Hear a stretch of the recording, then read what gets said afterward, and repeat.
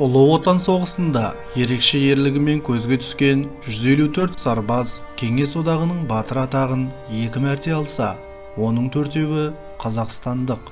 Олар Талғат Бегелдинов, Сергей Луганский, Иван Павлов және Леонид Беда.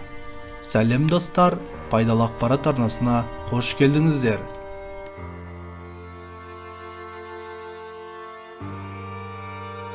Талғат Бегелдинов 1922 жылы бұрынғы Ақмола облысы Қорғалжын ауданы Майбалық ауылында дүниеге келген. Авиация генерал-майоры, Кеңес одағының 2 мәрте батыры, Барыс орденінің иегері. Анталаған жауға тұтқиылдан соққы беріп, есеңгіреткен есіл ер өз өмірінде 305 рет көкке көтерілген. Фашистер өздеріне аяусыз өлім оғын сепкен Талғат мінген ұшақты қара ажал деп атаған.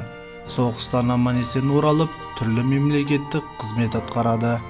Соғыста көзсіз ерлік көрсеткен ұшқыш батыр 2014 жылы Алматы қаласында дүниеден озды.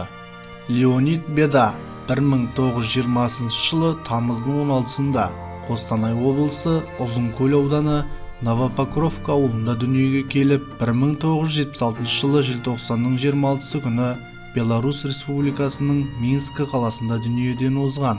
Екінші дүниежүзілік соғысқа қатысушы, авиация генерал-лейтенанты, ұшқыш шабуылдаушы, Кеңес одағы батыры атағын 2 рет алған.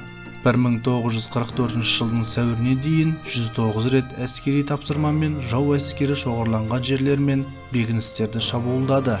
Сергей Луганский 1918 жылы 1 қазанда Алматы қаласында шаруа отбасында дүниеге келген. Екінші дүниежүзілік соғыс кезінде Луганский 390 рет ұшу сапарына шығып, жаудың 37 ұшағын атып түсірді. Соғыстан кейінгі жылдары КСРО-ның әскери әуе күштері саласында әртүрлі жоғарғы басшылық қызметте болды. Кеңес одағының батыр атағын 2 мәрте алған.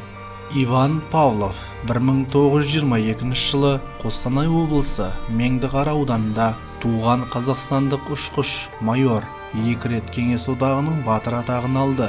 Соғысқа 1942 жылы желтоқсаннан бастап қатысты. Ұшқыш, аға ұшқыш, звено командирі, әуе эскадрильяның командирі, штурмандар авиаполкының штурманы болды.